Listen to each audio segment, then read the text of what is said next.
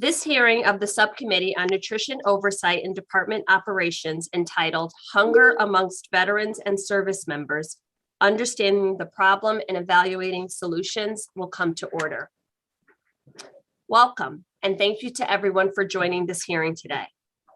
After brief opening remarks, members will receive testimony from our witnesses today, and then the hearing will be open to questions. Members will be recognized in order of seniority, alternating between majority and minority members, and in order of arrival for those members who have joined us after the hearing was called to order. When you are recognized, you will be asked to unmute your microphone and will have 5 minutes to ask your questions or make a comment. If you are not speaking, I ask that you remain muted in order to minimize background noise. In order to get as many questions as possible, the timer will stay consistently visible on your screen. In consultation with the ranking member and pursuant to Rule 11E, I want to make members of the subcommittee aware that other members of the full committee may join us today. I'll now begin with my opening statement. Thank you all for joining me today for this very important hearing, which will help our subcommittee better understand the food security challenges that our nation's veterans and service members face. This conversation is especially significant, given that tomorrow we observe Veterans Day, a day for us to honor those who serve and their willingness to protect our nation. I hope this hearing helps to highlight the reality that too many veterans face when their service has ended. Food insecurity is disturbingly rampant among our veteran population. On average, about 1.2 million households with veterans participate in SNAP each year. Tragically, studies estimate that a substantial portion of eligible veterans, as high as 60%, do not participate in the program. Food insecurity particularly impacts veterans who have recently left service, had lower final pay grades, or live in rural or low-income areas that have limited access to food. Their hunger can also be exacerbated by mental and physical health challenges, including service-related disabilities. It is unacceptable that in America today, we cannot ensure that veterans do not struggle with food insecurity after the completion of their services. This problem does not spare our active duty service members either, who, despite working every day to serve this country, face the same challenges with food insecurity. According to USDA, 22,000 SNAP households included service members in 2019, and it is likely that that number is only the tip of the iceberg, as many military families face barriers to accessing SNAP. Service members and veterans who face different barriers and situations, Service members and veterans face different barriers and situations that can cause or worsen food insecurity.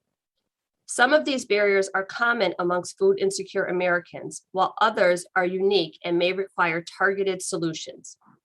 No person should ever go hungry in America. However, it is especially galling to see those who have dedicated their lives to serving our nation struggle to put food on the table. Today is not a hearing to review or investigate any particular bill or piece of legislation, but rather we will gather information from the witnesses in our efforts to search for solutions to ensure no veteran or service member feels the sting of hunger. I would like to take this opportunity to thank all of our veterans and service members. Please let me extend a heartfelt thank you and the gratitude of myself, and I'm sure every member of this subcommittee today and every day, for all you have done. We look forward to hearing from each of you and are committed to working to address this important issue. I'd now like to welcome the distinguished ranking member, the gentleman from Nebraska, Mr. Bacon, for any opening remarks he would like to give. Thank you, Madam Chair. I'll keep my comments fairly short. I echo your comments about Veterans Day. I thank all our veterans who are listening, and I'm one myself. It's about 6% of our population, our veteran community, and there's always going to be problems in the world. We need people to serve to defend this great country, and we thank those who have. I appreciate that. And referencing one of the Madam Chair's comments, I'm also concerned we have veterans come out and they're having a hard time making ends meet. I think we should be trying to do everything we can to help transition these folks with trades, the various, we're such a shortage of trade programs right now, whether it's truck drivers, welders, carpenters. There's opportunities to put our veterans into these really great paying jobs. So I support a lot of programs to help with it, making that connection. And when it comes to our servicemen and women who may be needing SNAP, I really would like to hear from the military itself. Is this really a problem? We could have got one of our chief master sergeants of the Air Force or the equivalent in the Army or Navy, just to hear from them. What are they hearing with their E1s, E2s, and E3s in this area? Or we could have got someone from the personnel, like the A1s or the J1 for the joint staff, just to give us the ground level truth of what the military is seeing here. Because if this is a more rampant problem, well, the military needs to address it. And in the HASC, we can adjust pay levels to make this right. And there has been some discussion about doing that, but this is really an area where the HASC and the Personnel Subcommittee probably needs to be bore into, get to ground truth, and then find solutions within the military to solve.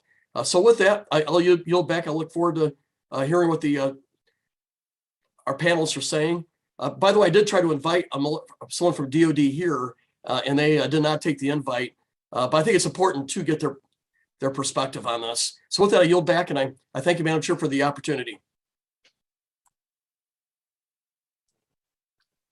Thank you, Ranking Member. And we will continue to look for solutions to get the information that you're seeking. I do believe that DOD has a policy that they don't testify on mixed panels. So we'll collect information from this group and see what we can do moving forward.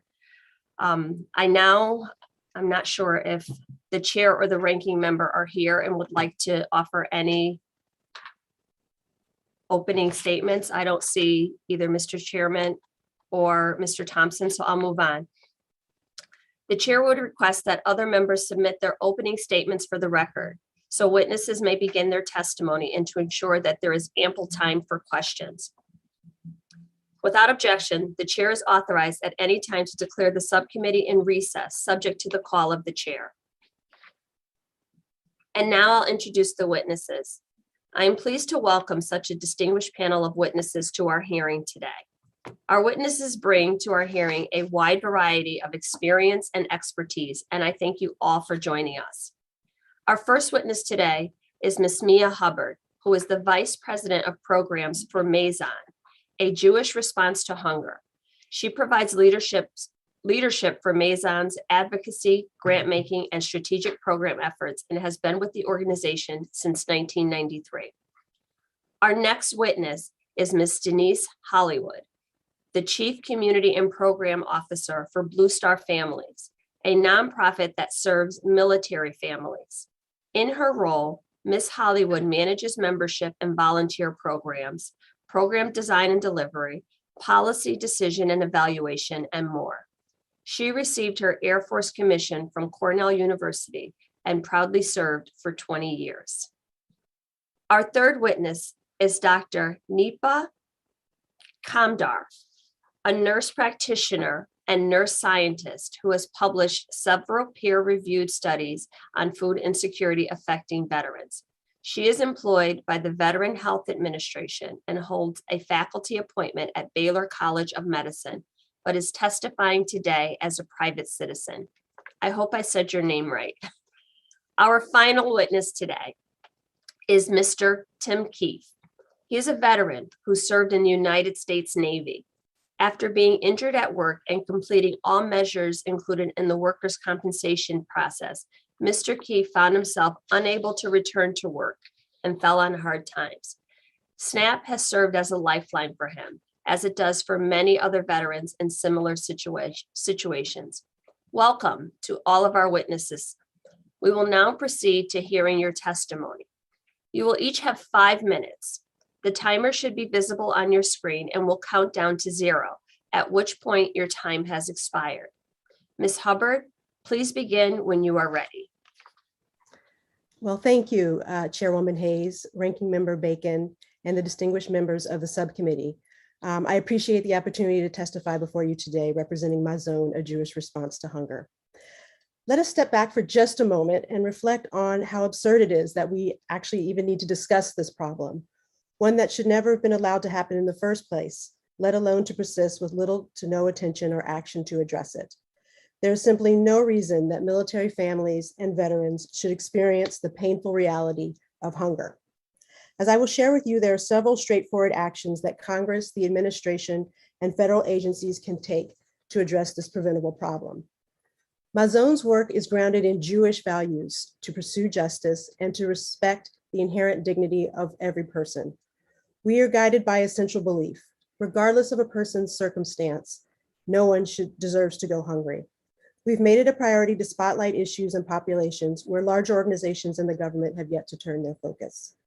For nearly a decade, we have diligently led the national efforts to call attention to and address military and veteran food insecurity. In 2012, when we first became aware of the alarming number of military families struggling with food insecurity, we made it a priority to understand the issue and explore policy solutions. We thought it would be a quick fix, but here we are nearly a decade later facing a crisis. Time and again, my colleagues and I have been criticized, dismissed, ignored for raising this issue, both by policymakers and frankly by some in the anti-hunger community. We recognize this is an issue that is often hidden, which is understandable since struggling military and veteran families do not want to call attention to their situation. But it is a crisis nevertheless, and we therefore call on you to immediately advance policy solutions. Your leadership and that of the administration and agency officials is urgently needed to chart a different course. Military and veteran families have been allowed to go hungry on your watch, and your inaction has allowed this situation to persist for years and to grow worse over the course of the pandemic, which has contributed to the worsening of diet-related diseases, loss in productivity, and even spikes in suicide rates. While this hearing and my testimony will address the issue of food insecurity for both currently serving military and veteran families, we must be clear that these are two different populations with distinct challenges, needs, and opportunities for policy change. So my proposals are twofold. For military families, Congress and the administration must support and prioritize inclusion of the full military family basic needs allowance provision in the 2022 National Defense Authorization Act. In 2019, following years of responding to objection about military families' access to SNAP, my colleague, Josh Protas, Mazon's VP of Public Policy, devised and created this proposal to address those objections. And it's worked. The proposal now has broad bipartisan support in both the House and Senate, as well as support from countless military service and anti-hunger organizations across the country. We just need your help to get it across the finish line. In addition, the administration must take executive action to ensure that service members' basic allowance for housing does not count as income in determining eligibility for federal food programs. Congress must study and document, in collaboration with the administration, the full scope of military hunger and publish comprehensive data. And Congress should re-examine military pay levels, acknowledging that the composition and needs of America's military has changed significantly over time, and that changes to pay and benefits have not responded adequately. For veterans, Congress must protect and improve SNAP and encourage the VA to connect veterans to this essential program. Success should not be measured by how many food pantries operate at VA centers, but rather how many food pantries are unnecessary because veterans are getting the access to SNAP. We should integrate information about federal food programs into the Transition Assistance Program and the new Solid Start Veteran Suicide Prevention Program. And finally, we should listen to the voices of veteran and military families. Real stories from people like our witness who we'll hear from today, Tim Keefe, are essential to understanding the needs and barriers so that we can craft the right solutions. For Mazon, this is a matter of mission readiness, troop retention, and future recruitment. And as policymakers, your role is essential and urgent. We welcome the opportunity to work with you on advancing these recommendations, and I look forward to your questions. Thank you. Thank you, Ms. Hubbard, and right under 5 minutes. Good job. I now recognize Ms. Hollywood. If you would unmute and please begin when you are ready. My name is Denise Hollywood, and I'm the Chief Community and Programs Officer for Blue Star Families, the largest national nonprofit organization supporting military and veteran families. We are nationally recognized for our annual Military Family Lifestyle Survey, the largest and most comprehensive survey of its kind, covering a wide variety of topics that impact military and veteran families. Today, I'm here to share with you what our surveys have revealed about food insecurity. In 2020, 14% of enlisted active duty family respondents and 12% of veteran family respondents reported low or very low food security. While a greater proportion of junior enlisted family respondents indicated that they were food insecure, this issue was not limited to the junior enlisted ranks. Our data also suggests that military families of color are struggling with food insecurity at higher levels than their white peers. Blue Star Family's early findings align with existing research regarding wealth inequality in the United States. It is worth emphasizing that in the military community, food insecurity is an issue that primarily affects families rather than single, unattached service members. We know from our research that several intersecting structural challenges contribute to military families' financial stress, including military spouse unemployment, the lack of affordable childcare, and high out-of-pocket housing expenses. Each of these factors and others can undermine a military family's financial readiness and contribute to food insecurity. Military spouses face significant barriers to employment.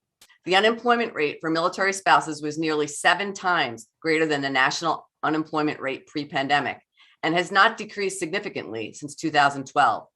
Crucially, the lack of affordable childcare continues to be a major contributor to military spouse unemployment, with 34% of active duty spouses who were unemployed but needed or wanted to work, citing the high cost of childcare as a barrier to their employment. Military family financial stress is further complicated by out-of-pocket housing expenses. Today, the basic allowance for housing is pegged to 95% of local area rent. We see in our data that families that prioritize their children's school, which are most military families, often end up paying significantly more out of pocket than DoD's cost share estimates. Additionally, our data shows that barriers, both bureaucratic and psychological, exist that prevent military families from accessing federal nutrition assistance programs. Financial stress and the stigma surrounding needing support does not end when a family leaves the military. To the contrary, a military family's financial difficulties can be compounded by transition-related challenges, thereby leading to veteran food insecurity. Creating the conditions for active duty family financial resilience and destigmatizing the need for assistance will therefore help prevent veteran hunger downstream. The need is great. Between May 2020 and October 2021, Blue Star Families hosted 50 food security related events, including drive-through food distributions, grocery store gift card distributions, sustainable gardening events, and holiday meals for families in need. We helped to increase the immediate food security for over 7,000 military and veteran families through these programs. However, we must work to address the underlying factors that contribute to food insecurity among military families. These issues are persistent and will take time to resolve. We encourage you to amend Section 403K, Title 37 of the United States Code to exclude the Basic Allowance for Housing, BAH, from being counted as income when calculating eligibility for the Supplemental Nutrition Assistance Program, SNAP, and other federal nutrition assistance benefits. Including BAH in the evaluation of SNAP eligibility creates an artificial and unnecessary barrier for military families, as the allowance is a non-taxable portion of a service member's pay that allows for equitable housing compensation. Addressing this barrier, which many military families face in accessing food assistance, would help those struggling to make ends meet during this unprecedented pandemic and would boost the financial resilience of those military families. I would like to thank again the distinguished members of the subcommittee for their efforts to eliminate military and veteran hunger. Those who make significant sacrifices for our country should never struggle to put food on the table for their families.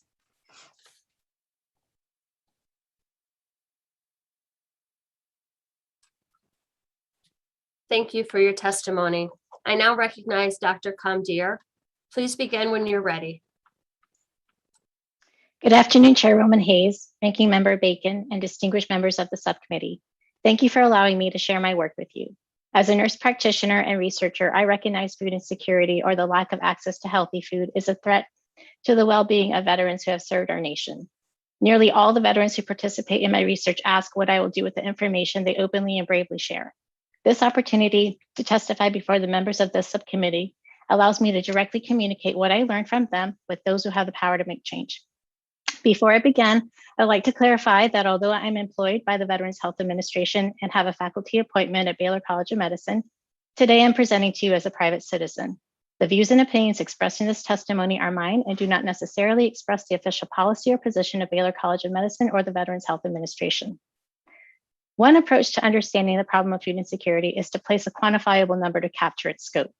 Using data from the National Health and Nutrition Examination Survey, I learned that veterans who are food insecure are almost 3 times more likely to suffer from very low food security compared to non-veterans who share similar socioeconomic characteristics like age, gender, and income.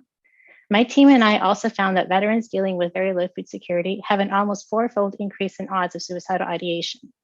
Although these statistics provide evidence that food insecurity is a serious threat, they do not capture the struggles of veterans who are food insecure.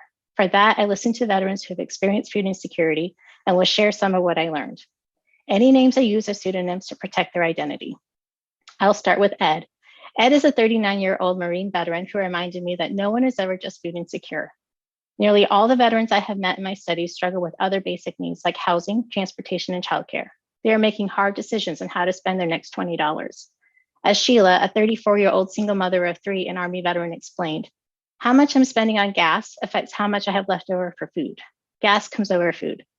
Following this statement, I asked Sheila if she ever skipped a meal. She looked at me and said, I skipped out on meals plenty of times, plenty of days. Too many veterans ration their personal food intake to ensure that their children and others in their family do not go hungry. Some, like Haley, a 35-year-old Army veteran and single mother of 3, have tried to increase their food supply. Haley applied for SNAP 4 times but never qualified. Ultimately, she stopped applying. She said, I've been burned so many times I don't try it anymore. The sense of desolation was shared by other veterans when their attempts to find help fell short. For many veterans like Sarah, a 33-year-old Army veteran, finding help was a matter of luck. Years ago, when she was homeless and pregnant, Sarah's life was gratefully rescued by a fellow veteran on the bus one day when he noticed her Army t-shirt. After asking if Sarah needed help, he directed her to a veterans center where she was fed and connected to much needed resources. This event was a major turning point in her life. What would have happened if Sarah and her fellow veteran were not on the same bus that day? The experiences that these veterans share point to the complex nature of food insecurity and the challenges of finding effective solutions. One approach to finding effective solutions is to use the public health model of prevention. This model consists of 3 levels of prevention: primary, which is focused on preventing the problem in the first place; secondary, which is identifying the problem as early as possible; and tertiary, which is reducing the damage and preventing the problem from getting worse. Most efforts to reduce food insecurity focus on tertiary prevention with food distributions in the USDA food assistance programs. There is also increased attention on screening for food insecurity, which is a form of secondary prevention. However, the most effective, but also the most complex solutions address the root causes of food insecurity. So far, research indicates that veterans find with physical and mental health, housing instability, and financial instability. This means that efforts to address food insecurity need to tackle these. Additionally, veterans have described the initial 6 to 12 months post-separation from active duty as being a time of high risk for food insecurity. This is also a time when they run out of money, may still be looking for a job, and may not have yet received care for health-related issues. Thus, another proactive approach to reduce their risk of food insecurity is to leverage the Transition Assistance Program to facilitate registration into the Veterans Health Administration so that veterans have access to healthcare and auxiliary support like social work. This is also a prime opportunity to encourage transitioning service members, especially those who are enlisted grade 7 or below, to apply for SNAP. Moving forward, I encourage all who strive to reduce food insecurity among veterans to balance the need to address immediate food shortages with the need to address contributing factors. Once again, I thank the subcommittee, and I wish all veterans in the subcommittee and abroad a very happy Veterans Day.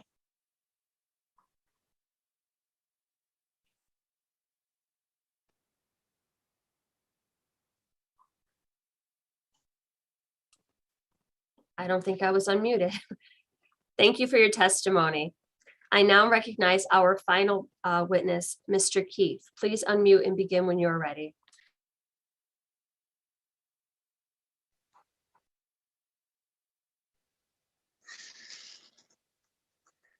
Good morning or afternoon. Now I'm confused with all the Zoom stuff, but Chairwoman Hayes, Ranking Member Bacon, and distinguished members of the subcommittee. My name is Tim Keefe, and I'd like to start by saying that I've worked since I was 11 years old. I never had to worry about being hungry. I just work and I'd eat. It wasn't until I couldn't work that I experienced real hunger, what that was about.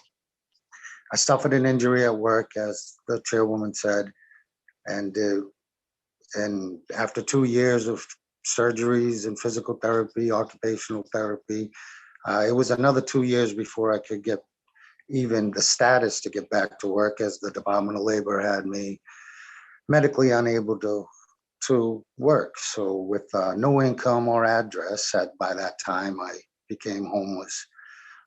I applied for SNAP benefits and received $194 worth of food. This was crucial. However, but because of work restrictions, I was cut off after 3 months. I brought all my paperwork to SNAP and the declaration by the Department of Labor that I was medically unable to work. I was told that this did not qualify me for disabled status, in which the work restriction would be waived. I showed my doctor's paperwork, which basically cleared me from work, although the Department of Labor wasn't reading it that way. This was to no avail. I then asked for the paperwork I needed to volunteer to satisfy the work restrictions that way. The screener told me he didn't feel comfortable putting me into a volunteer situation with my injury. So I asked, what do I eat? He said, there was an appeal process that I could go through and appeal the decision. And so I asked, what do I eat until then? I waited in silence for a solid minute as he stared blankly back at me and finally said there was nothing he could do for me. In the year that followed, I filed appeals to both SNAP and the Maine Department of Labor for a change in status, but I lost all of them. In the meantime, I had to add 7 holes to the belt I was wearing to keep my pants up. My conditions devolved into that of a caveman. That's all I could think of. I'm living like a caveman. False. No, nothing better than that. Foraging took up a lot of my time. But once a month, I could hitchhike 25 miles to visit in either direction, actually, which was fortunate. I could visit the food pantries there. I was able to fill a backpack with enough food to give me a meal a day for 2 weeks if I stretched it. Still, there were more days than I care to remember where there was nothing to eat.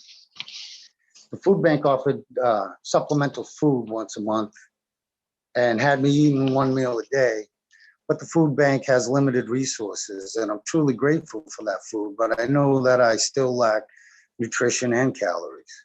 SNAP, in my particular case, would have gone a long way to bolster my health during this time, as I continued to wade through a seemingly endless appeals process. Unfortunately, I can tell you firsthand that when you have gone a couple days without food, your whole being cries out for it. The desperation I can't explain. You can't sleep, as tired as you are. You can't do anything but think about it and try to get food. I contemplated stealing food. I could hitchhike down to the supermarket and fill a backpack, and if I got caught, I'd go to jail and I'd eat. If I got away, I could have the food and I'd eat, but I was able to resist this urge. It's a desperation I wouldn't wish on my worst enemy. A little more than a year later, I turned 50 and aged out of the work restrictions. I immediately reapplied. I think I was in there on my birthday, if I'm not mistaken, and received that 194 benefit. It amounts to about $6.45 a day. But it didn't take long for my health and energy to increase. I started gaining the weight back. The return of SNAP benefits meant that I could concentrate on improving other areas of my life. And a year later, I was working again.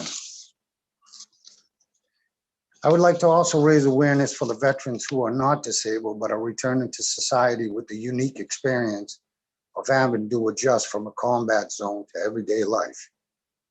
Surely we can feed them. When I swore into the Navy in Boston, I was ready and willing to give my life for this country. And it seemed like during this time, I couldn't even get a sandwich from them. Thank you.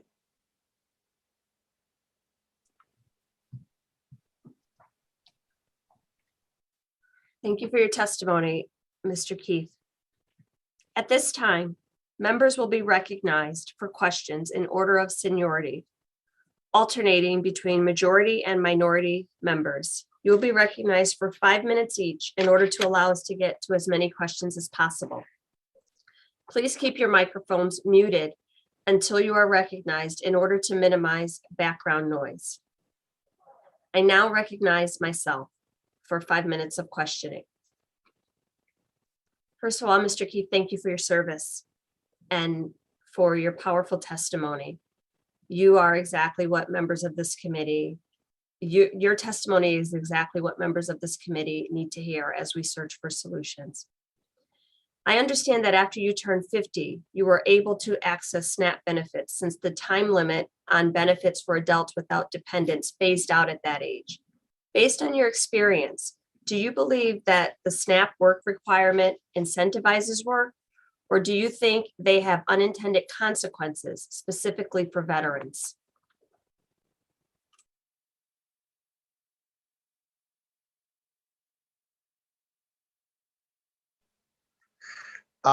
Well, definitely unintended consequences. I feel like there was like a fissure that I fell through this catch-22 that just opened up in front of me and swallowed me up. So definitely that. Work restrictions, I mean, isn't laying your life down the line enough work?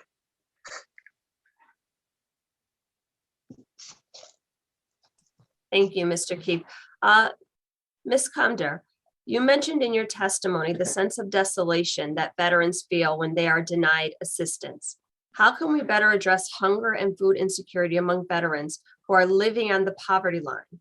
And based on your research, would allowing people to save more money while still qualifying for SNAP, for example, raising the asset limits, be helpful in this situation? I do believe that one of the reasons why many of the veterans who told me that they applied for SNAP couldn't qualify was because their disability counted as income. So if the disability could be removed as an income qualifier, then perhaps that would open opportunity for more of them to get SNAP benefits. I'm sorry, can you repeat the first question that you had? Yes, I said, how do we better address hunger and food insecurity amongst veterans who are living on the poverty line? So I think having those safety nets available to them, having access to those safety nets is critical. That addresses the immediate needs that they have. But then also we need to consider childcare, transportation, housing, because they're all so interrelated. So if we only focus on food and we neglect those other important and critical needs, we're only addressing part of the problems that they're facing. Do you think that we need to make specific changes that are unique to our veterans and service members? Because as you mentioned, it is a different population. They have their own unique culture. And I do believe that the way we approach them to help them needs to be unique to their culture. Most veterans I've met don't want to feel like they're getting a handout, but if they can understand that this is assistance that they've earned, that they deserve, and it's presented to them respectively and honorably, those are the approaches that we need to make sure that they're receiving the care with. Thank you. Ms. Hollywood, studies have shown that food insecurity is associated with increased risk of negative mental and physical health outcomes, including depression, hypertension, diabetes, and oral health problems. These outcomes seem particularly problematic for service members whose jobs often depend on staying physically and mentally fit. Do you believe that food insecurity harms our military readiness and recruitment and retention efforts? Our research doesn't have a specific statistic on that, but I would say that just as a veteran who served for 20 years in the Air Force, that anything that impacts our military readiness is an important problem we need to attack. Thank you. I think it's critical to note that this is a population that has higher instances of disability. So we really need to, in my opinion, think about the way disabilities are counted towards benefits in most of these cases. Thank you all for your thoughtful answers to my questions. I yield back, and I now recognize the distinguished ranking member, Mr. Bacon, for his questions. You can unmute. And thank you, Madam Chair. Thanks to all the testimony today. And Mr. Keith, thank you for sharing. Did you say that they wouldn't allow you to have disability? Did I understand it correct? Or you weren't offered a disability recognition? Yeah, so of course I went to the feds and had them examine me for federal disability, and they said, no, I was fine. My doctor said, my condition would improve. I had a torn cartilage in my hand, which I see people working with one hand. I just didn't understand what was happening to me at the time. Okay, thank you, sir. I appreciate it. And Ms. Hubbard, I've had one of the command chiefs of one of the services visit with me recently, and he told me that the pay for our junior enlisted really hasn't been reviewed in decades. And so what we've seen is, like, every year you get a cost of living increase, but when you do a 3% raise, for example, at a lower pay versus the higher grades, that disparity keeps getting bigger. Would you not think that maybe this is a more effective way of trying to address food insecurity? I would think for our junior enlisted is maybe reviewing the pay. Yes, I agree that military pay levels need to be looked at. And I think that's an issue and a solution that is working, really far upstream on this issue, which is, of course, I think where we all need to focus, right, as far upstream on these issues as we can. It's a big lift, I think. And I think in the meantime, some of the other proposals and solutions that are being put forth and that we'll discuss today, I think can help these families to be able to put food on the table. But yeah, I agree. I think, we have so many more enlisted members who are supporting families and need additional supports. And so we really do need to look at how the composition of our military has changed over time and make sure that our pay and the benefits are supporting them adequately.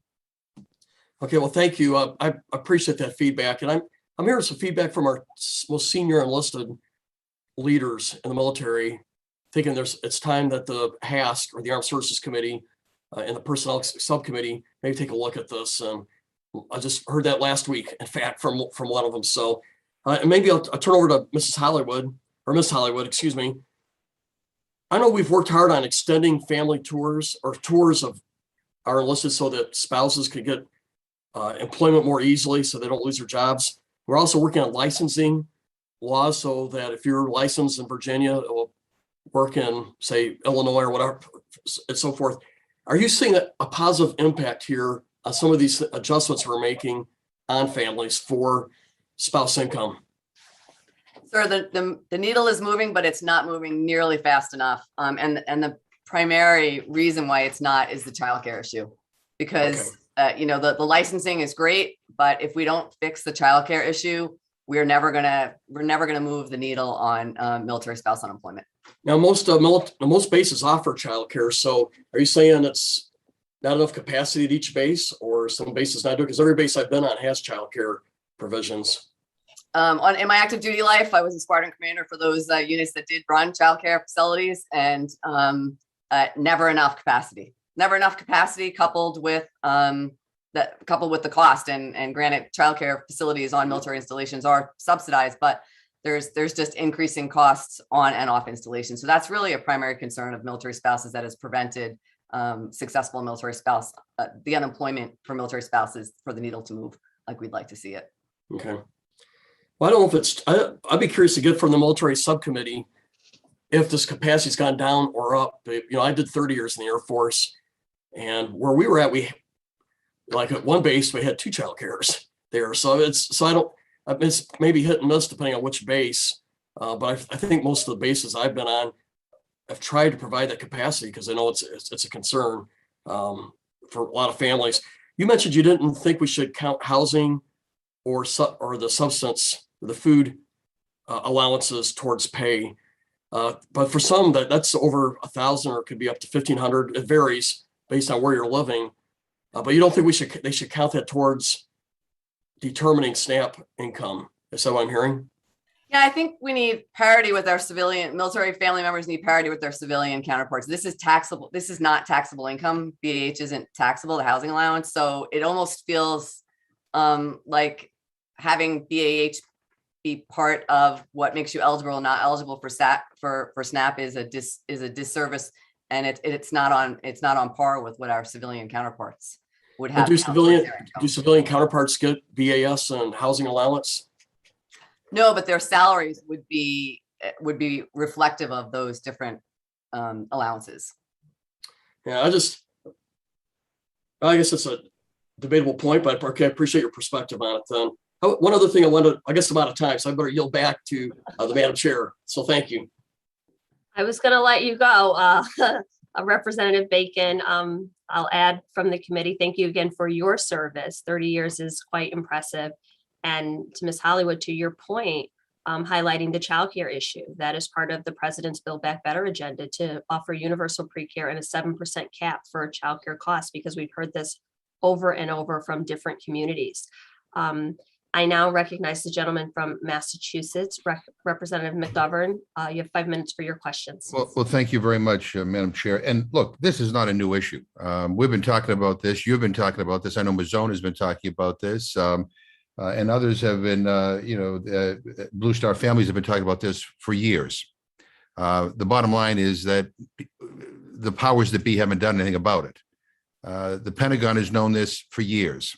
And yet, they have not come up to the Hill and asked that we not count the housing allowance toward total income, so that those people who are struggling could actually get SNAP. They haven't done that.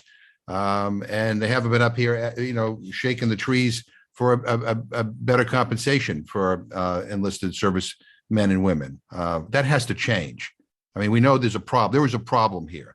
For anyone to imply that there's not a problem is ignoring reality. And by the way, it's not just amongst active duty service members, it's amongst our veterans. Mr. Keefe, I want to thank you for your service to our country as well. And I want to thank you for sharing your story today. I first learned about you through a Washington Post article in which it talked about what you went through. And I think all too often, the voices of people with lived experiences are left out of policymaking. And I hope that my colleagues on this committee who have advocated for harsher time limits and work requirements are listening to your testimony, because in real life, things don't fall into nice, neat categories. There's a lot of gray area. And that's where your situation is.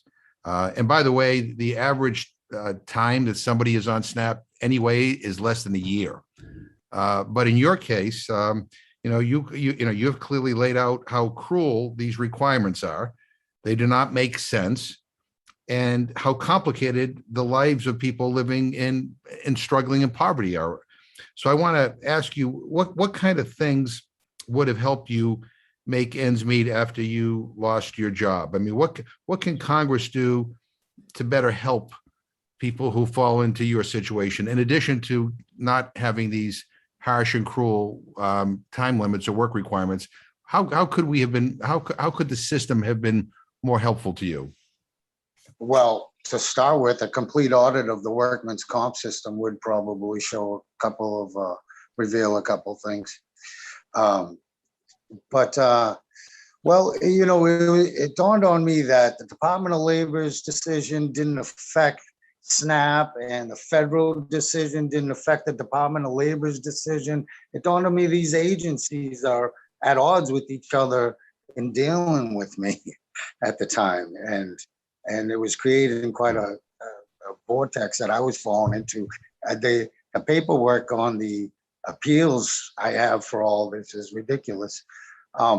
What would have helped me, as the doctor said, stopping the bleeding, immediate stopping the bleeding. If I could have gone to, the military medical center and gotten something to eat and maybe a box of food or something, that would have been great. And I'm mirroring the food banks because this is an effective program. These people give you food. You walk out of the building with food. There's no red tape in between. There's no anything. They give you food. But clearly, if there had been no arbitrary time limit on your SNAP benefit, that would have helped, right? That would have provided you, right? Which, and again, real life is complicated. It doesn't fit into nice sound bites. And I really appreciate your testimony. I know I'm running out of time, but I do want to thank my friends in Mazone for their attention to this issue. They have for a long, long time been sounding the alarm about the seriousness of the hunger problem amongst our active duty servicemen and women, but also amongst our veterans. I mean, people who put their lives on the line for our country, people who served our country, are in this situation where they don't know where the next meal is going to come from. All of us should be ashamed. And again, this is not a new revelation we're hearing here today. We have been hearing about this for a long, long, long time. The question is whether or not we're going to do anything about it, or whether we're going to raise questions as to whether this is all real. It is real.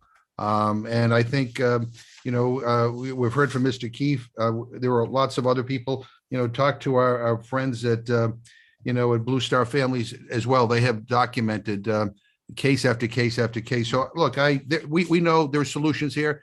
We have to act. We got to do something. And I know I'm out of time, but I want to thank you all for your testimony. This is really helpful. And as we approach Veterans Day, let's all resolve that we're going to, by next year have done something so that we don't have to hear these stories, and we've actually helped make people's lives better.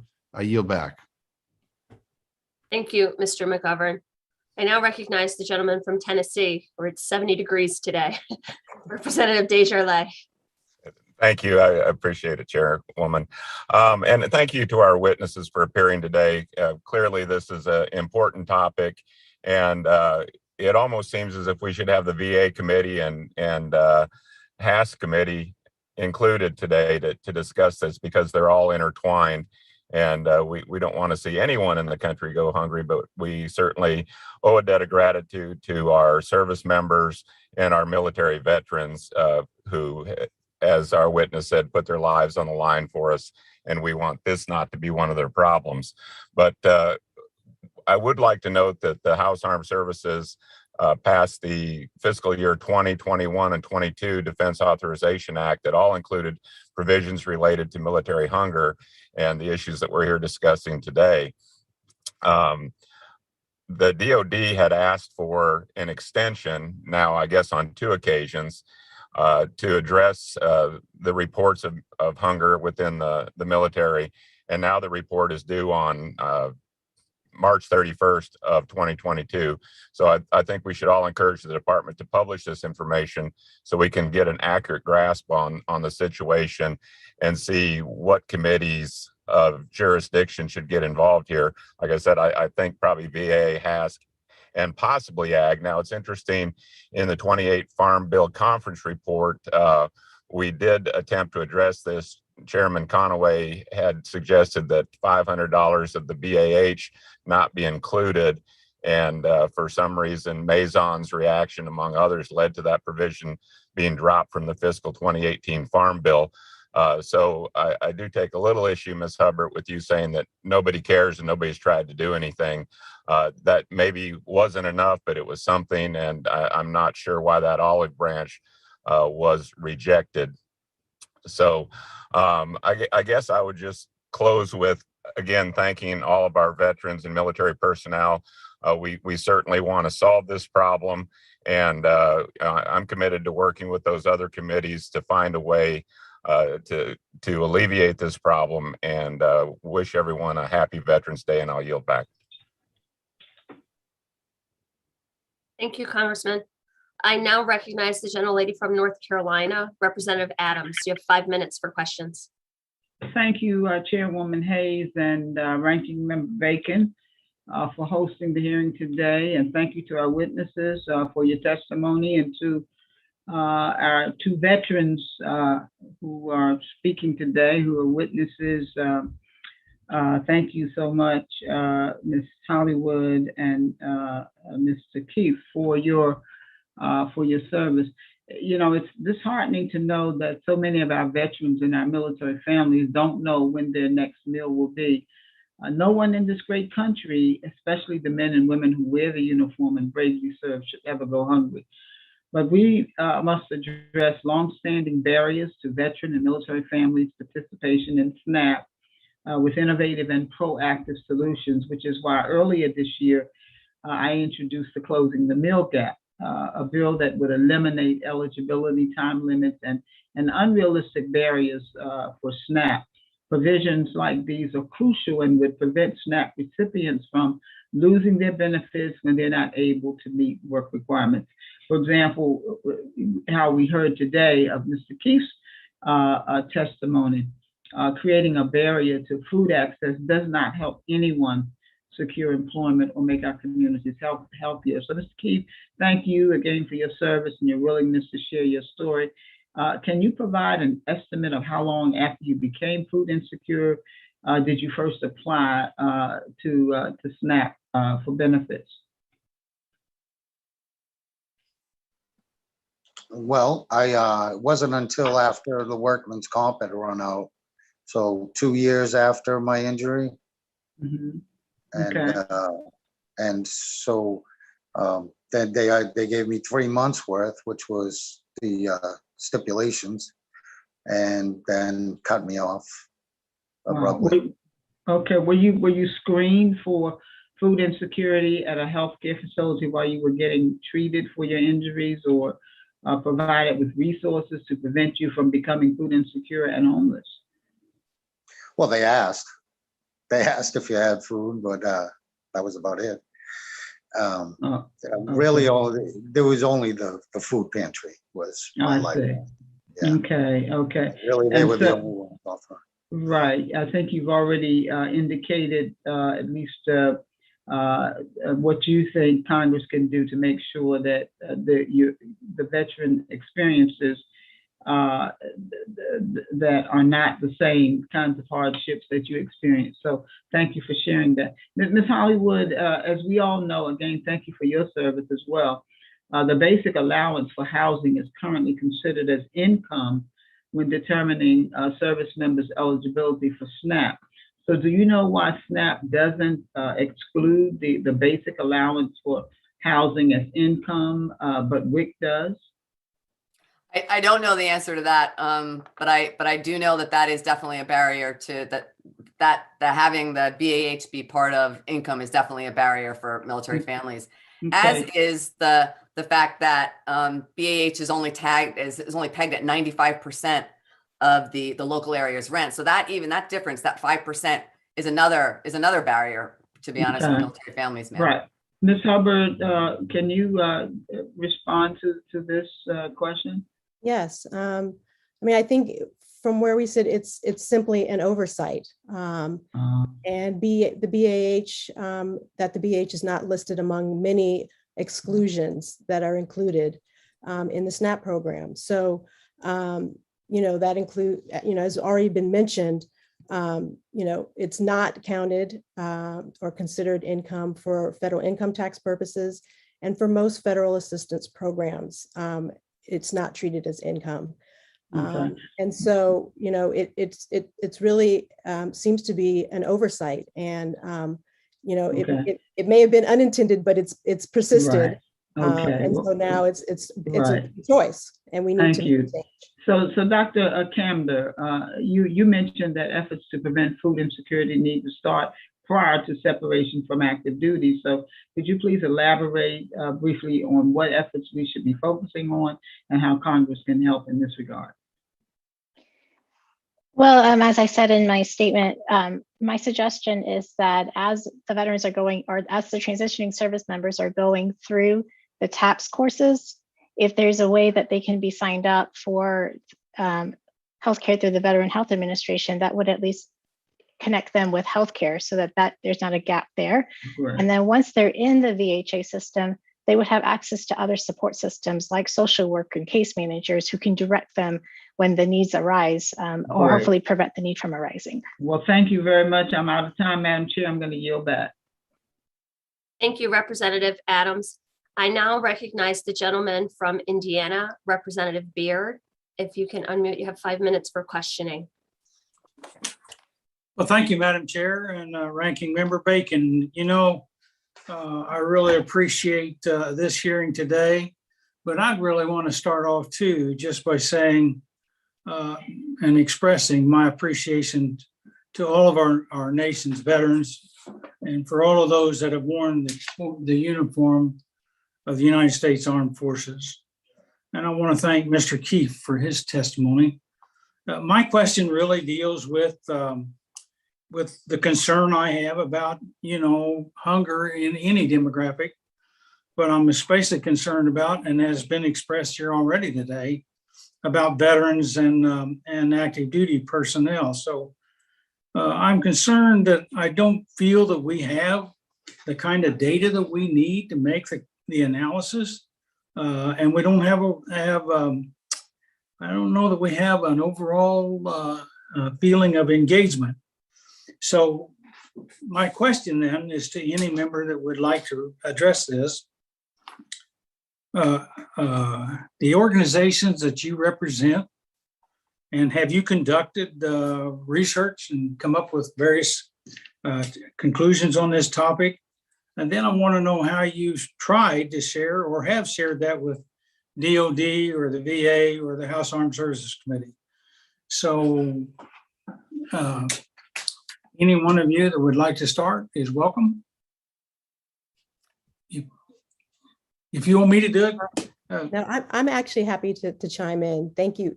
Thank you first for your service, Representative Baird, and for the question. It's an important one, this issue of the lack of data around these issues. Obviously, we don't have enough data, and the federal government has not collected enough data, and there are definitely some gaps that need to be filled. And thankfully, we have colleagues in the field who have conducted studies and tried to give us information that we can use to make better public policy. But the federal government really is the place that has the capacity, the reach to really document this issue, and needs to be held accountable to do it. And it's that lack of recognition that's really a problem.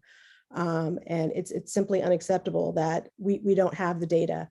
And I guess I would say not only does the government need to be held accountable, but it's also not an excuse for inaction. And hungry families, they can't wait for data. They can't eat another hunger study. And so while we need to continue to really push for the numbers, we also have to act. We can't wait any longer. Dr. Kamdar? I said I'm presenting today as a private citizen, so I really can't speak about any data that's in the VA or elsewhere. I will say that we have been able to use data from surveillance surveys like the Current Population Survey and the National Health and Nutrition Examination surveys, but it would be nice to have additional data. Ms. Hollywood?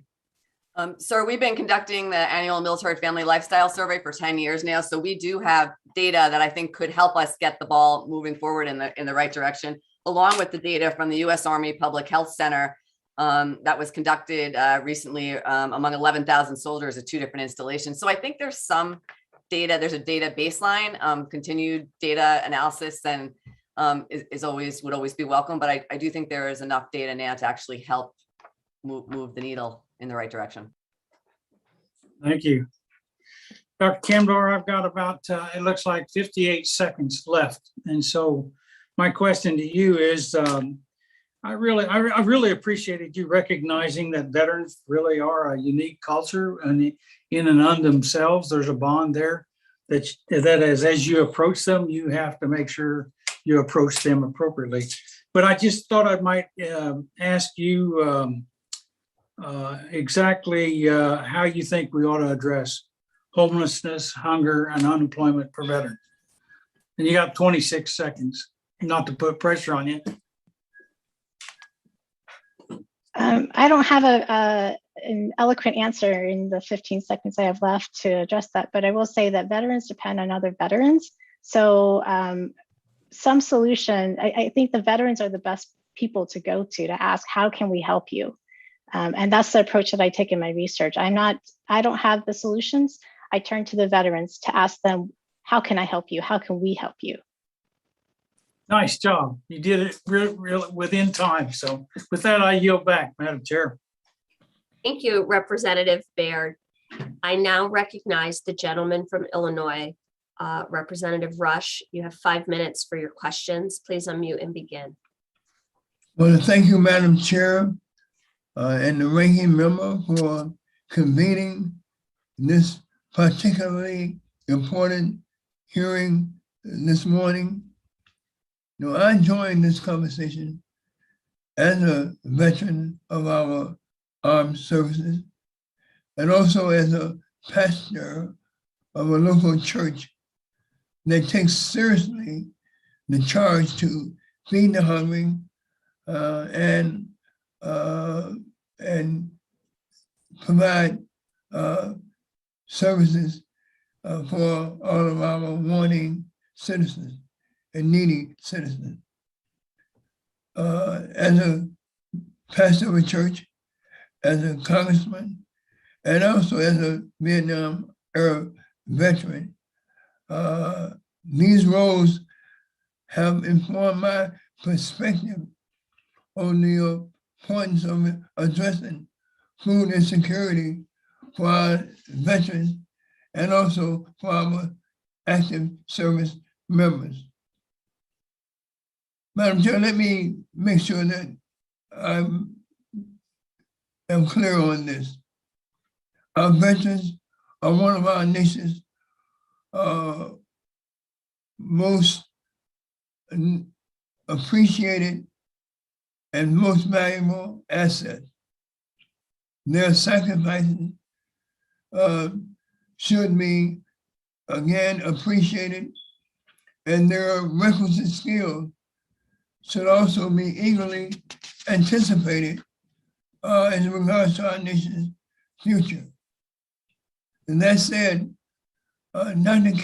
Kamdar, I agree that the three-tiered approach is critical to prevent, to stop, and to treat the damage caused by food insecurity.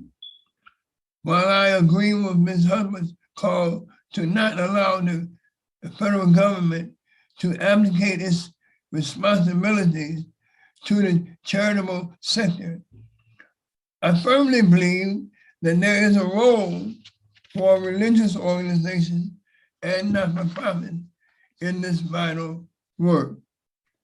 Churches, community organizations know their communities best, most of all, and they work with their communities on a day-to-day basis. And they are able to marshal food and intervene to provide assistance to the very veterans that we are concerned about, if they are given the proper support by the federal government. So my question, Dr. Kamdar and Ms. Hubbard, what is the current role of churches and not-for-profits in providing primary, secondary, and tertiary prevention of food insecurities? And how can the federal government better empower them to play a more effective role? Well, I can address how churches can play a role in the secondary and tertiary prevention. Most of the veterans that I've encountered, when they are in need, they go to the community for assistance. And churches are one of those safe spaces that can ask their congregation, including those who are veterans, if they need assistance, if they're lacking any, if they're short on food. So screening would be one of them. And then the tertiary prevention, as you stated, churches are there to help, and they can be that source for that immediate needs. The ones that helped Tim stay alive for all practical purposes. So they can be a source of immediate relief, but they can also be a source that can help connect veterans to other resources that they need to address those upstream barriers that they may be facing. So if there is a support mechanism that can help them address those questions that they have, be a source of support, not just providing the food, but also helping to help them be an advocate. Madam Chair, I only have a few seconds, so I yield back the balance of my time.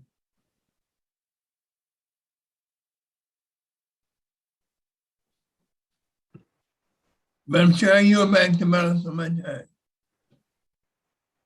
I'm sorry. I now recognize the gentlelady from Louisiana, Congresswoman Letlow. Thank you, Chairwoman Hayes. As we look to tomorrow to recognize Veterans Day and show our utmost appreciation to the men and women who courageously stepped up to the line of duty to fight for the freedom we all share here at home, I'd like to extend a special thank you to the veterans testifying before us today and all the other service members and veterans for their service to our great country. Given the sacrifices of our servicemen and women, I believe it's only right that we in Congress ensure that our military and veteran families have the resources and care they need to prosper.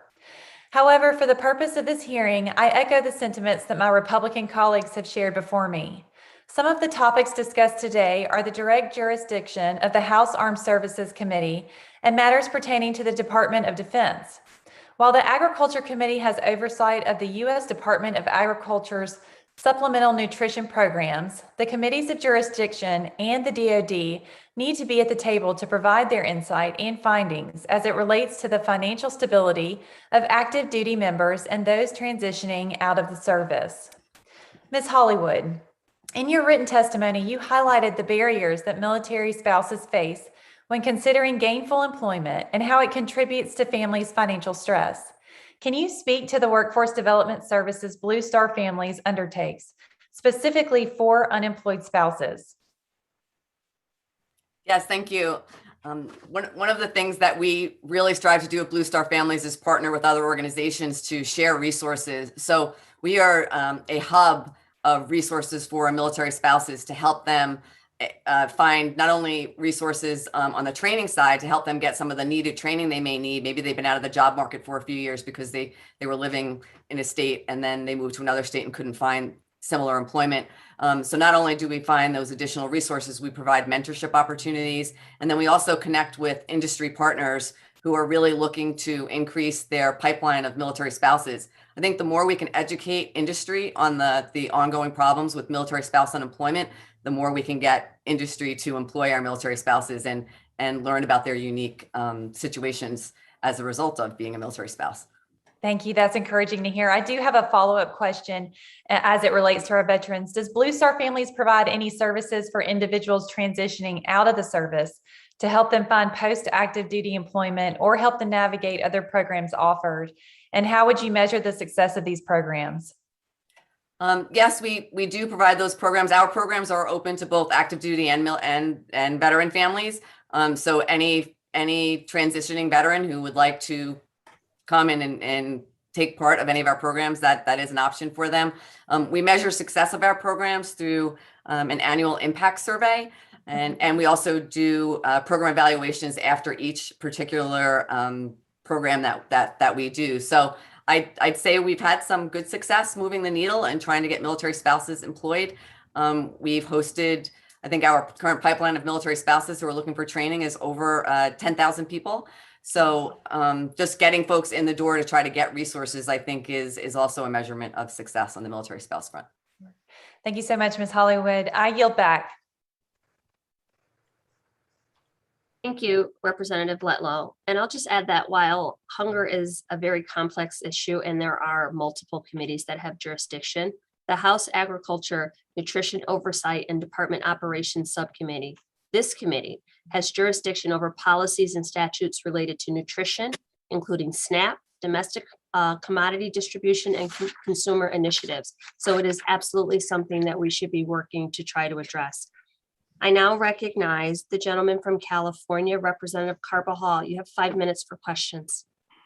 Thank you, Chairwoman Hayes and Ranking Member Bacon. My Central Coast District is home to a robust military community, including active duty military personnel and many veterans who have devoted their lives to protecting our country. As a veteran myself, I'm committed to ensuring that our brave men and women who have sacrificed so much for our country, along with their families, have the resources they need. Ms. Hubbard, as has been discussed, you highlight barriers service members face when their basic allowance for housing is treated as income, and which can affect their eligibility for federal nutrition programs like SNAP. You also highlight other factors that increases service members' chance of being food insecure, like base salaries that do not reflect the reality of our modern military force, and the lack of access to affordable childcare. The Military Hunger Prevention Act, a bipartisan bill I co-led with members of this subcommittee, including Representative Panetta, Ranking Member Bacon, and Representative Baird, would create a basic needs allowance to support low-income service members who are not eligible for SNAP. Could you please speak on how this bill would improve the crisis at hand? I know you've touched on it already, but if you could expand on it, I would greatly appreciate it. Yes, thank you. Thank you for the question and for your support and leadership on this. The Military Family Basic Needs Allowance, if enacted, would basically call on the DoD to automatically notify service members of their potential eligibility for this allowance if they're at or below 130% of the federal poverty line, which is the base minimum of the gross income threshold for SNAP. And, you know, it's the DoD doesn't have all of the household's information. And so a service member would have to report additional income, including their spouse's income. They could opt out if they chose not to participate. But if they did qualify and were able to participate, they would basically get kind of a plus up in their base pay, which would put them at above the 130% poverty line. And it's really an opportunity to respond to the barriers that we're seeing in SNAP and to be able to give these service members a little extra money they can use to respond to basic needs. So, you know, we've got bipartisan support for it, and I'm really hoping we can get it done. It's the full provision is in the House NDAA. The Senate version, unfortunately, does include the BAA as income. So that particular version of it would not be as effective, and we're hoping that the House version will be the version that ends up in the final NDAA bill. So we really appreciate your work on it and your leadership and those on the committee who've also supported us. Thank you. And following up to that, could you also speak on how this bill could help improve mental health outcomes for our military serving families? Yes, thank you for that. I think a number of us have mentioned in our earlier remarks about the correlation between food insecurity and negative mental health outcomes, including suicide. And so I think responding to food insecurity is a critical action that we can take to address the crisis of increasing rates of military suicide. And so I think whether it's, you know, the screening that we're doing or in the care that is being provided. And one of the things that I mentioned was the Solid Start program, the Veteran Suicide Prevention Program, and being able to make sure that folks are getting information about food insecurity and about resources that they can use, including the SNAP program, to address it, will help with this interconnection between food insecurity and mental health outcomes. Thank you so much. Madam Chair, I yield back. Thank you for your questions. I now recognize the gentlelady from New York, Ms. Jacobs. I'm not sure if she's on. Okay, the next witness that I had on the Republican side is Representative Kamak from Florida.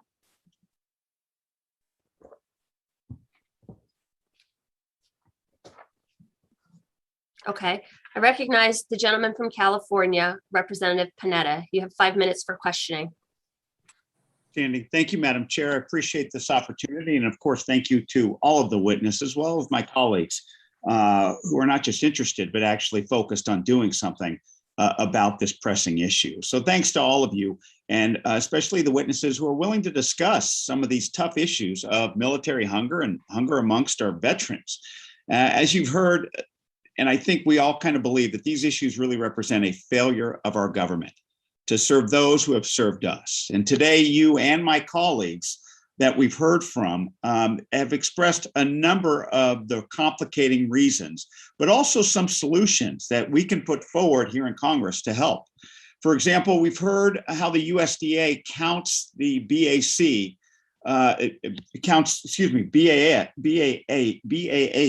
towards income when considering SNAP eligibility. That's resulted, as you know, in low-income military families being disqualified from SNAP and having to rely on food pantries and food banks for emergency food assistance. That's why, to address that specific issue, I introduced the Bipartisan Military Hunger Prevention Act, which you've heard discussed, talked about.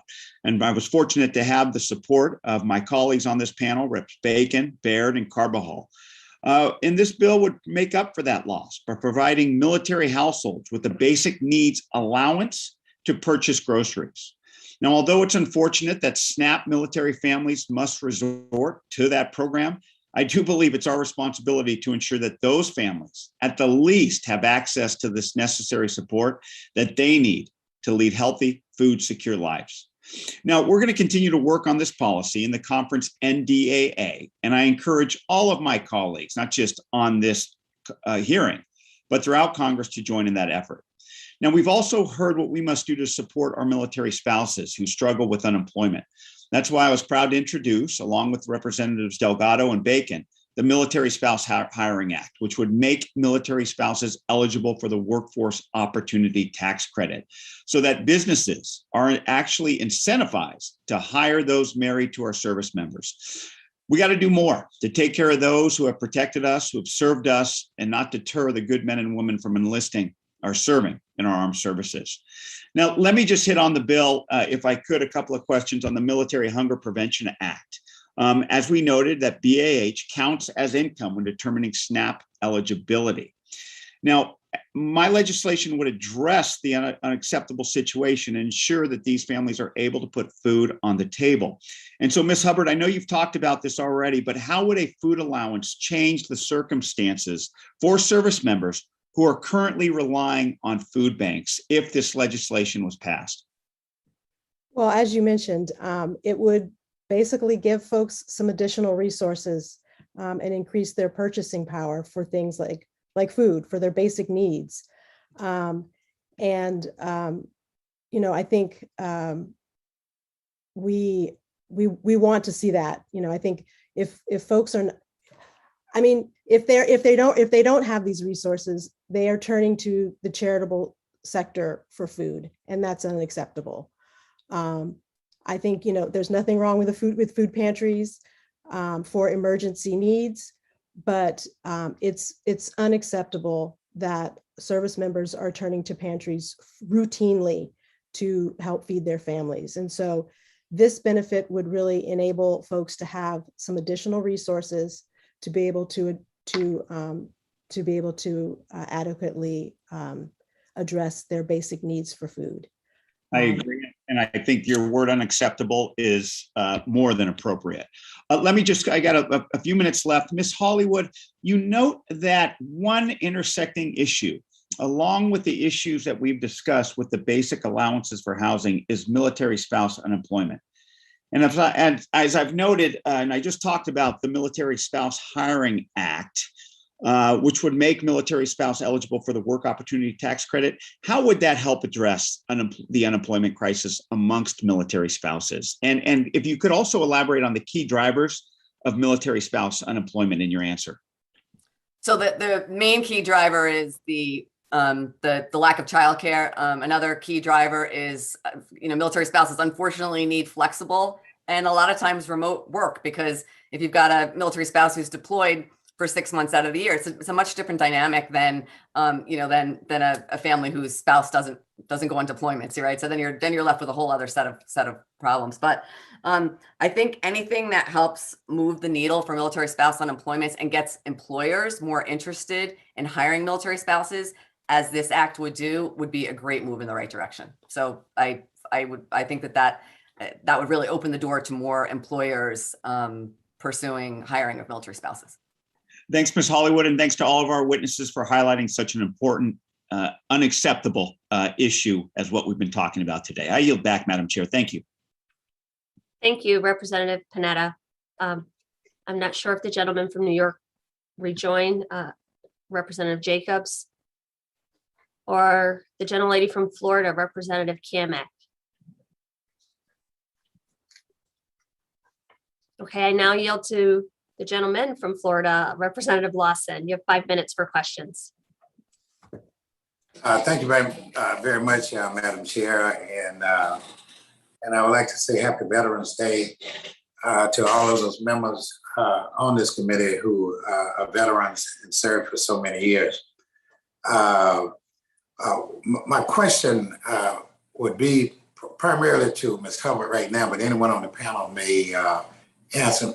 Ms. Hubbard, you mentioned in your testimony the need for Congress to explore transitional benefits for service members and their family leaving the military service. In your opinion, what sort of services should be included in the transitional benefit, and how long should they last? Well, thank you. Thank you for the question. And I think that period of transition between active service and transition back to civilian life, I think is a critical time. And it is a time when the risk at food insecurity can rise. And so I think the VA and the DoD need to do a better job at improving kind of the policies and the systems that help folks making that transition. One of the things that I mentioned in my testimony was for the TAP program needing to be a better bridge to federal food programs like SNAP. I think from my understanding, the program could be more effective at delivering information about those resources.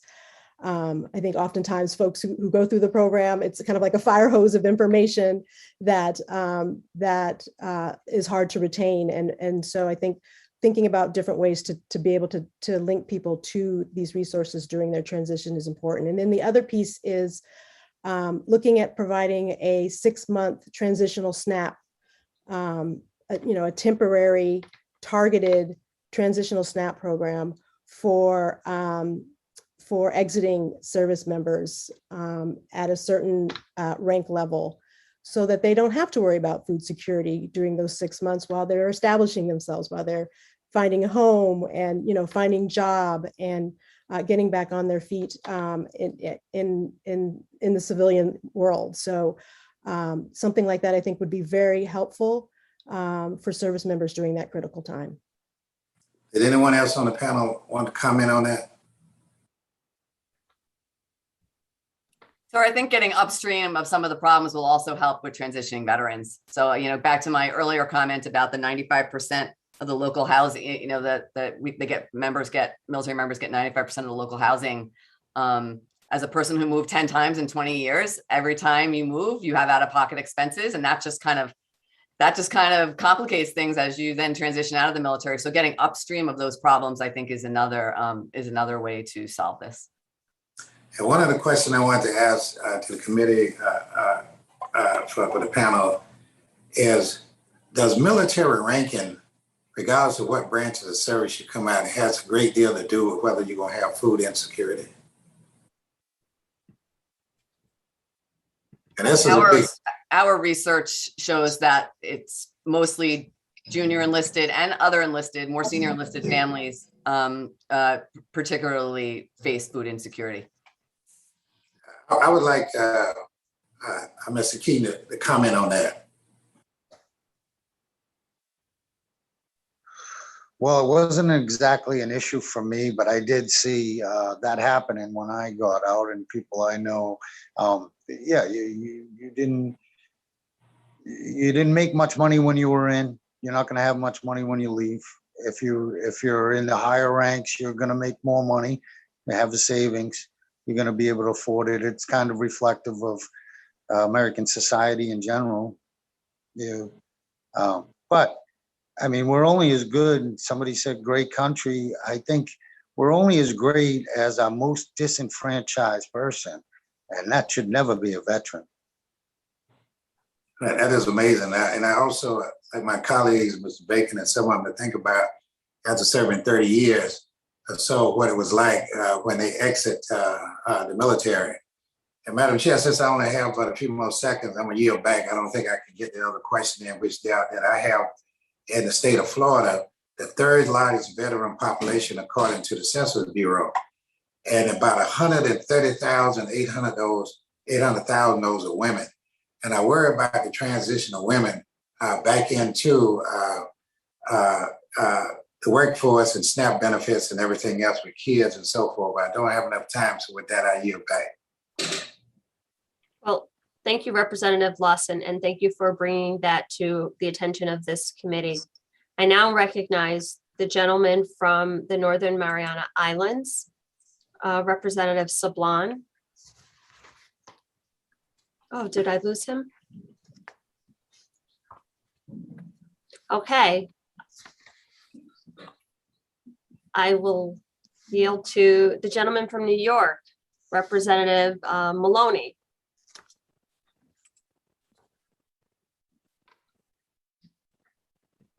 Moving right along, we have a guest joining us today, the gentleman from Georgia and chairman of the House Ag Appropriations Committee, Representative Bishop. Welcome to our committee. You are recognized for 5 minutes for questioning. Thank you very much, Madam Chair. Let me thank all of the members of this subcommittee for your attention to this very, very important issue. Let me also commend Representative Panetta and for the introduction of the Military Hunger Prevention Act, which is very much needed. And I certainly agree 100% with the need for the basic needs allowance. But I'd like to ask Ms. Hollywood, Ms. Hubbard, and then Mr. Keefe to comment about their knowledge of the bill that we have introduced along with members of the subcommittee dealing with military hunger, the Equal Access to the Right Nutrition Act, the EARN Act. I think there have been a number of hearings where Ms. Hollywood and Ms. Hubbard have participated. I'd like for you to comment on it. Based on what we've heard today, the need for a national eligibility threshold, for example, the need for the transitional assistance, the need for a better data collection, to be able to actually document, which we've been looking forward to, the need to have the Department of Defense and the Department of Agriculture work out some kind of cooperative agreement so that they can together address this problem for our military families. The possibility of an automatic enrollment for our military families who would be eligible for SNAP. The basic allowance for housing looked at as we compare that to Section 8, for example, of HUD, which is exempt in calculating SNAP benefits. But for a military family that lives on post and receives the basic allowance for housing, they're penalized. So with that background, let me ask Ms. Hollywood and Ms. Hubbard to comment on how the EARN Act would complement the Military Hunger Act that Mr. Panetta has offered and which we hope will soon become law.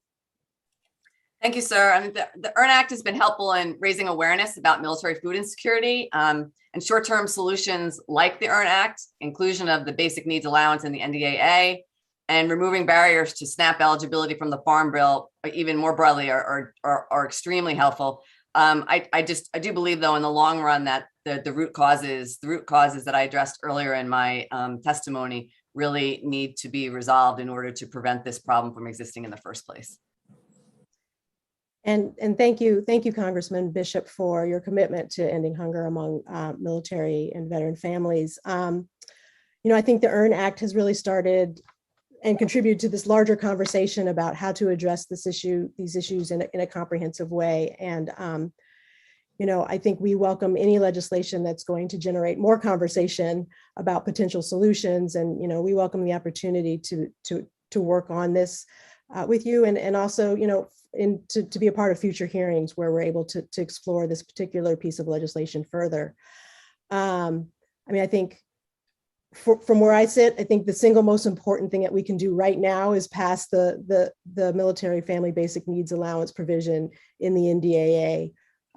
It's on the table now, and it would provide immediate assistance to families.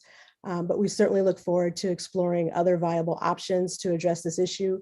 That one piece of legislation and that one provision is not going to, get us there. It's going to be a great start, but we definitely would be open to talking about other ways that we need to address this issue, because it's been too long of an issue to have been ignored the way it has.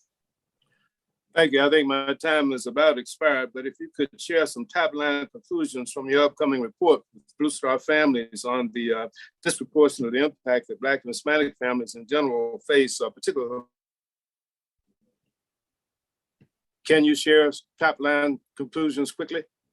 Sir, I don't have the actual stats right now, other than that our research did actually say that that military families of color, and we haven't released. We just conducted a military families of color study this summer. The results aren't all finalized yet, but our top line results do show that food insecurity is higher in military families of color than their white peers. We'll be releasing those results in February of 2022. Thank you very much. And thank you, Madam Chair, for allowing me to participate in the hearing as the interloper. Thank you. Thank you, Congressman Bishop. I now recognize the gentleman from New York, Representative Baloney. You have 5 minutes for questions. Well, I thank the chair so much for convening this hearing, and I'm particularly delighted to learn more about this subject and to see my constituent Denise Hollywood here from Port Jervis, New York. People who don't know the area may not realize that Port Jervis is in western Orange County, New York, out on the border with Pennsylvania and New Jersey, but it's also, not that far from the United States Military Academy at West Point. And so right now, I think, the largest construction projects in the Army are at West Point. We spend, and properly so, a huge amount of taxpayer dollars making sure we have the best trained, best equipped, most extraordinary group of young officers anywhere in the world coming out of the United States Military Academy. And yet, just a few miles down the road, an organization like Blue Star Families, right, is working on an issue that represents a whole nother spectrum of the reality that so many people who serve in our military face. And so I really just want to give you an opportunity to explain to folks who may find this hard to believe, what the unique barriers are, Ms. Hollywood, to military families when they're trying to access the SNAP benefits that they've earned. And it's particularly glaring to know how many are accessing benefits because they're food insecure and their families. But of course, there's a great number that are eligible that aren't receiving those benefits. And I'd love to give you an opportunity to talk about that if you could. Thank you, sir. And yes, I was up at West Point yesterday. A lot of construction going on in that area. So one of the things I think that we've seen in our research is that, and whether it's food insecurity or whether it's financial insecurity, that military families, you have to go through your chain of command to get help. Oftentimes you have to go through your chain of command to get help. And there's this stigmatism that's associated with that. So I think really trying to overcome that, even with terms like maybe food insecurity isn't the right way to approach it with our military families and our veterans. Like maybe we need another, nourish to flourish, or some other way that we can help destigmatize this issue with our military families. So and then again, getting them the access that they need to those resources. The three real areas that we talked about getting down upstream of the problem: military spouse unemployment, the unreimbursed relocation expenses that all military families get every time they move, and then just the out-of-pocket housing expenses because of the housing allowance doesn't meet the 100% of the actual rents in that area. I think those are the three main causes that we see that actually, continue to make this problem not go away for military families. And I know you've done important work on this with the Military Family Lifestyle Survey, and if you could just expound on that a little bit, please, because we've certainly seen this in other areas where we're trying to help our vets and their families, and sometimes yes, there's a reluctance to ask for help, and that barrier, which is sometimes self-imposed, is particularly, I think, challenging. Talk a little bit about how we can do better on that, and what some of the survey work you've done can tell us. We've been doing this military family lifestyle survey. It's the largest of its kind for 10 years now. And what we do then, we're not a lobbying group, but we are an advocacy organization. We try to bring this the results of these surveys to senior government leaders to help us move the needle. Our theory of change is we listen, partner, share, and act. So what we try to do is listen to what military families are really saying. And we get a lot of great input from military spouses who really bear the burden of military moves. They bear the burden of childcare. They bear the burden of maybe household incomes that aren't as high as they would like because of spouse unemployment issues. So when we gather this research, then we work with partners to try to find creative solutions, and we share that information with government leaders to help us advocate for solutions such as the ones we've discussed today on this panel.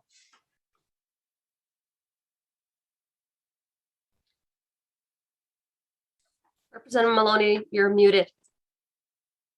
Excuse me. Well, thank you so much. And we really appreciate your help in shining a light on this important issue, particularly as we celebrate our veterans and military families on Veterans Day. So thank you all for your important work. And thank you, Madam Chair, for holding this hearing. And I yield back.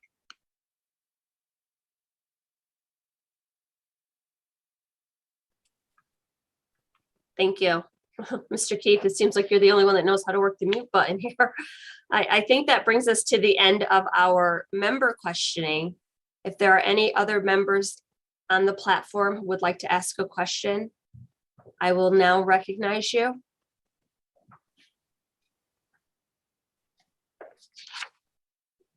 Okay, with that, I invite the ranking member, Congressman Bacon, to share any closing comments he may have.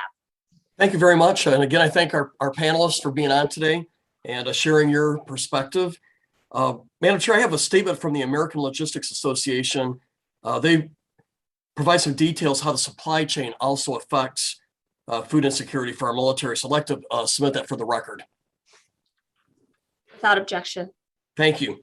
Also, I just want us to be careful. If we start talking about change in BAS and BAH, in the end, we do not want it to become considered taxable income for real taxable income, because it'll end up being a 10 or 20% cut with taxes being taken out for these individuals. So we just want to be careful how we address this, in my view. And I had maybe a follow-up question, but maybe it's too late to get the panelists to comment on this. There was a mention on there that minorities are affected more. I would love to get a little more detail how that works, if it's the same pay, the same thing. So maybe I'll come back and try to get those details, because I'd like to understand that better. And I will just also commit to the chair lady and to the team that I'm going to write a letter to DOD. I want to get their position on this. I could do it. I'm also on the HASC. I could do it either way here, but we need to know, is this a real issue with our junior enlisted ranks? And if it is, the military needs to say it is and give us a scope of the problem. And we need to work into it and lean into it and figure out how we're going to fix this. So with that, Madam Chair, I just appreciate the time to make some closing remarks. Thank you. Well, thank you, Representative Bacon, and thank you for your unique perspective on this issue. And again, thank you for your service. I would also like to sincerely thank all of the witnesses today. We genuinely appreciate you for being here to share your experiences. Your testimony and answers to our questions paint a picture of the challenges faced by veterans and active duty military members that we will need as we work to remedy this problem on this committee. I hope we can all agree that even one hungry veteran or service member is too many.